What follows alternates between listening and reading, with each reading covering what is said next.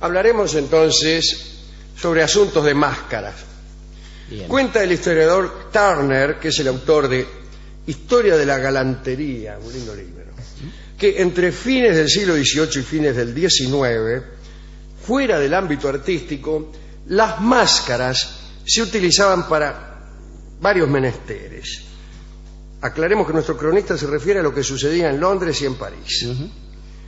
En el teatro, las damas nobles ocultaban sus rostros para que no se las viera sonrojarse con los gestos osados de los actores.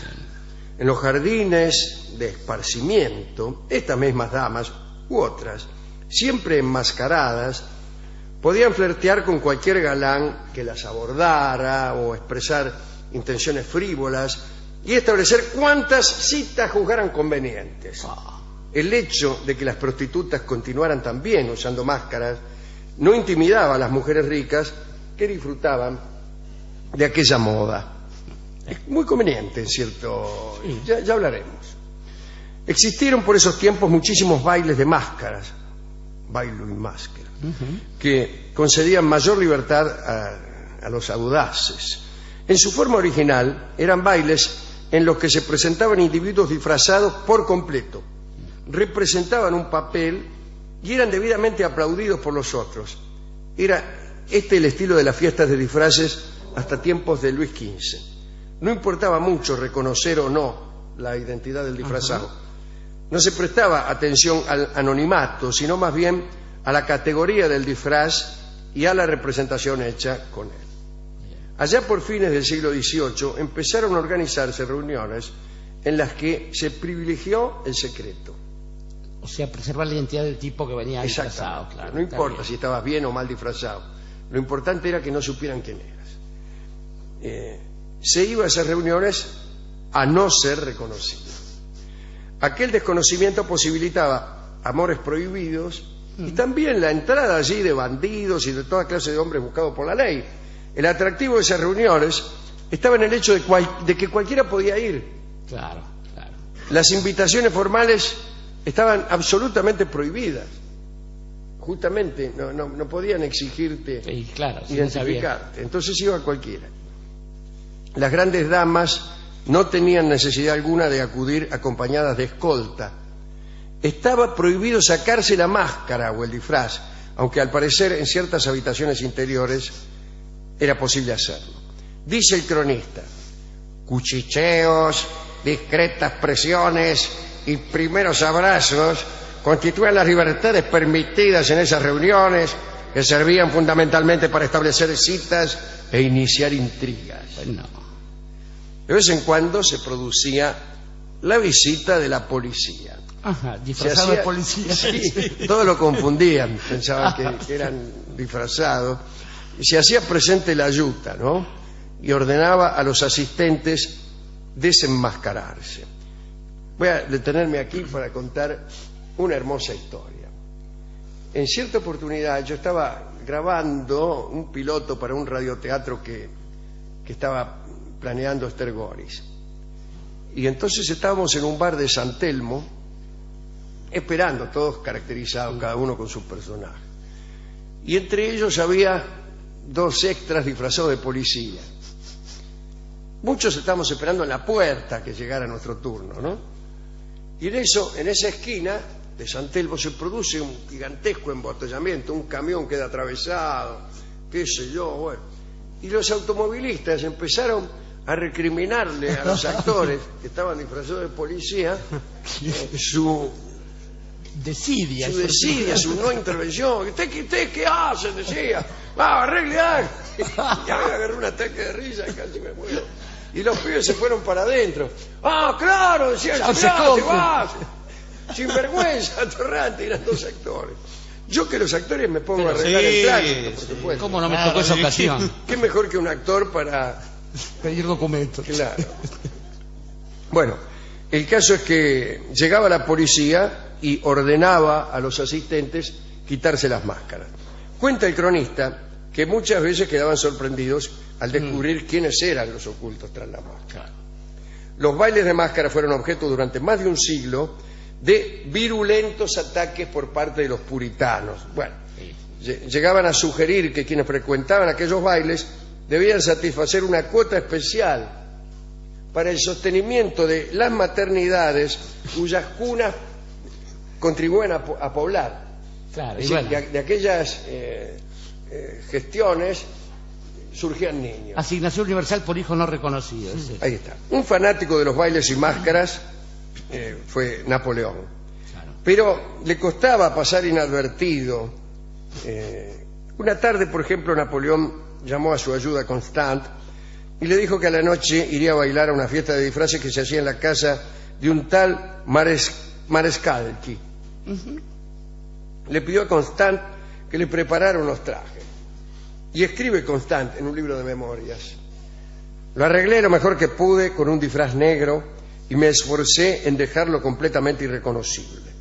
Todo iba perfectamente, a pesar de las numerosas observaciones formuladas por el emperador sobre la ridiculez del disfraz de dominó. Bueno, muy entusiasmado, Napoleón fue hasta el baile solamente con Constant, no llevaba ninguna custodia para evitar que lo reconocieran. Cuando llegaron, se dirigió directamente hacia una enmascarada con las manos en la espalda, como era su costumbre. Quiso iniciar un asunto, pero ante la primera pregunta le respondieron: muchas gracias, emperador. Gracias, Cide. Decepcionado, entonces volvió junto a Constant, que solo tenía una máscara, Salieron los dos del baile, fueron a cambiarse. Al rato volvieron. Constant le recomendó que llevara los brazos sueltos a los costados. Y Napoleón, que estaba disfrazado de capuchino, aceptó la recomendación. Entró contento y fue hasta una amazona que estaba ahí. Y apenas se le acercó, la mina le dijo: Alteza, está irreconocido.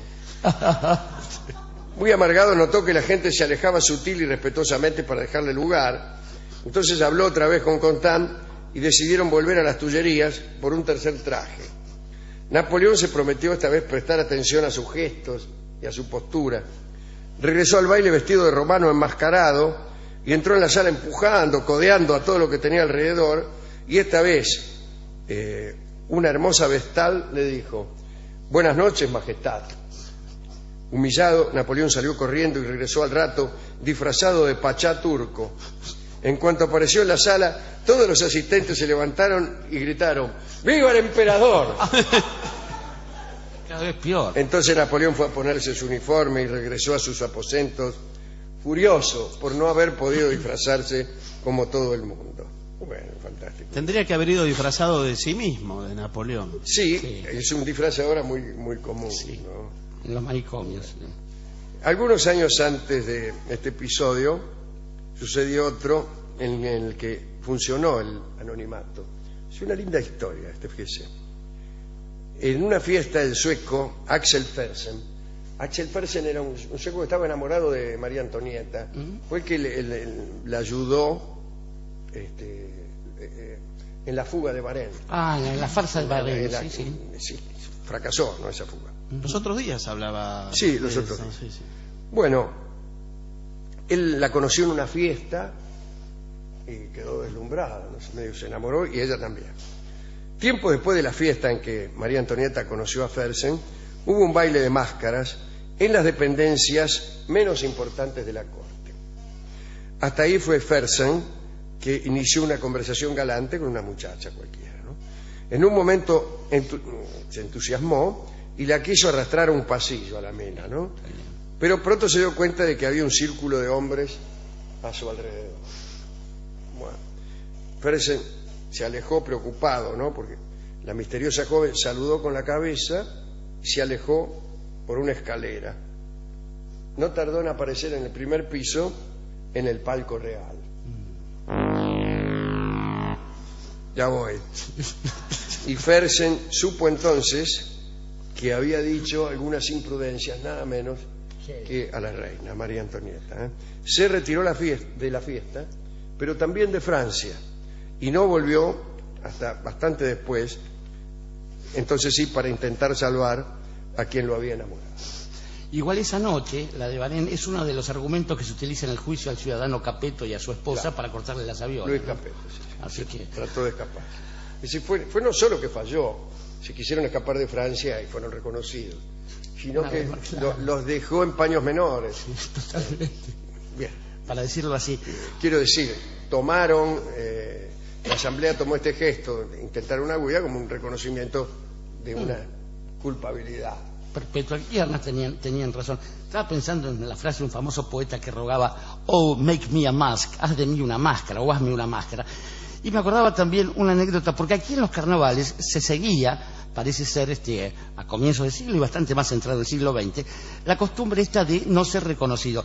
El finado Luis Cardey me contaba que en su barrio él cambiaba, le gustaban mucho los carnavales porque podía cambiar de personalidad, ya que no tenía mucho éxito, y cada vez que se disfrazaba algo decían: ahí vienen el Rengo y el Gordo, porque en el barrio todo el mundo sabe cuáles son los caracteres de cada uno. Pero pensaba en el tango, sigue el corso, donde se dice: no finjas más la voz. También aquí estaba esa costumbre de simular ser otro un rato. ¿Qué haces? En la versión de Gardel, de ese tango, él cambia la voz. Claro. ¿Qué haces? ¿Me conocés? Adiós, La adiós. misma voz que se hacía en los corsos. En los corsos.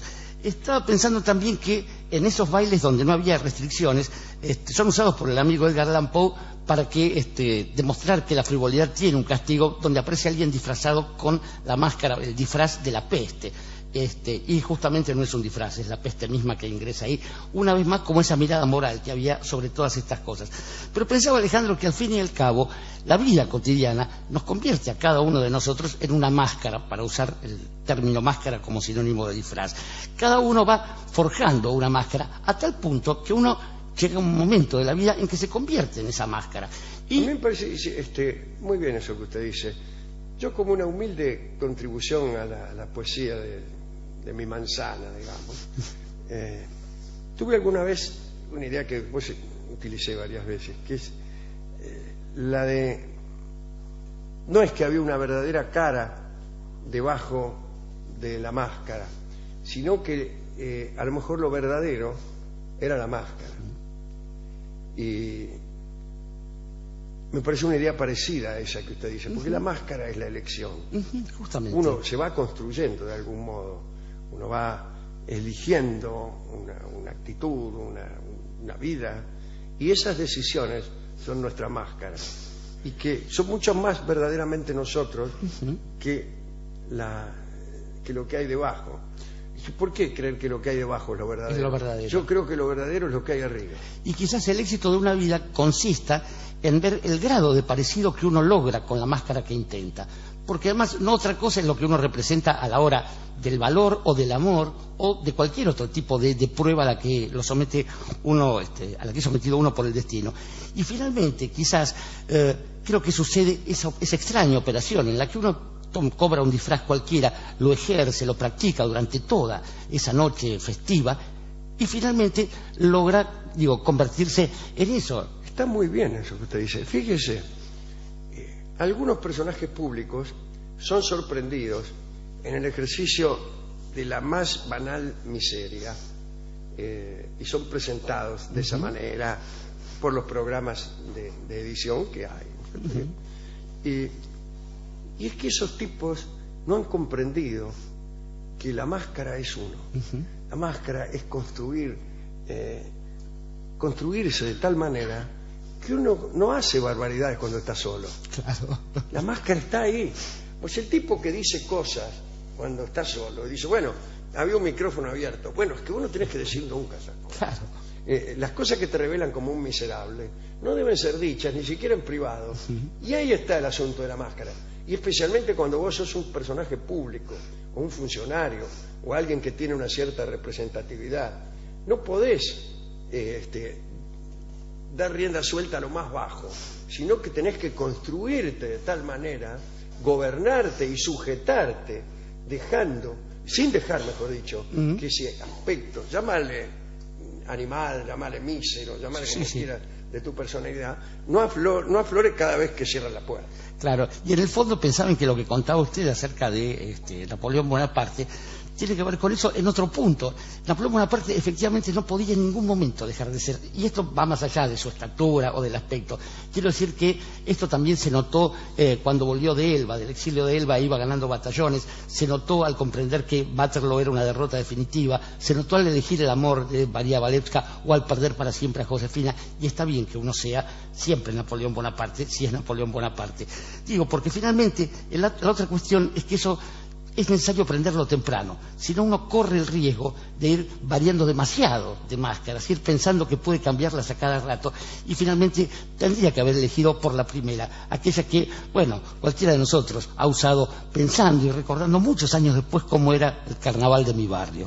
Y Carnaval de mi barrio es el tango que vamos a escuchar ahora en la versión de Ángel Vargas. Y establecer cuántas citas juzgaran convenientes. El hecho de que las prostitutas continuaran también usando máscaras no intimidaba a las mujeres ricas que disfrutaban de aquella moda. Es muy conveniente, ¿cierto? Sí. Ya hablaremos. Existieron por esos tiempos muchísimos bailes de máscaras, bailo y máscara, que concedían mayor libertad bien a la categoría del disfraz y a la representación hecha con él. Allá por fines del siglo XVIII empezaron a organizarse reuniones en las que se privilegió el secreto. O sea, preservar la identidad del tipo que venía disfrazado. Claro, no importa si estabas bien o mal disfrazado. Lo importante era que no supieran quién eras. Se iba a esas reuniones a no ser reconocido. En París. En el teatro, las damas nobles ocultaban sus rostros para que no se las viera sonrojarse con los gestos osados de los actores. En los jardines de esparcimiento, estas mismas damas u otras, siempre enmascaradas, podían flirtear con cualquier galán que las abordara o expresar intenciones frívolas. Hablaremos entonces sobre asuntos de máscaras. Bien. Cuenta el historiador Turner, que es el autor de Historia de la Galantería, un lindo libro, que entre fines del siglo XVIII y fines del XIX, fuera del ámbito artístico, las máscaras se utilizaban para varios menesteres. Aclaremos que nuestro cronista se refiere a lo que sucedía en Londres y a los audaces. En su forma original eran bailes en los que se presentaban individuos disfrazados por completo, representaban un papel y eran debidamente aplaudidos por los otros. Era el estilo de las fiestas de disfraces hasta tiempos de Luis XV. No importaba mucho reconocer o no la identidad del disfrazado. No se prestaba atención al anonimato, sino más bien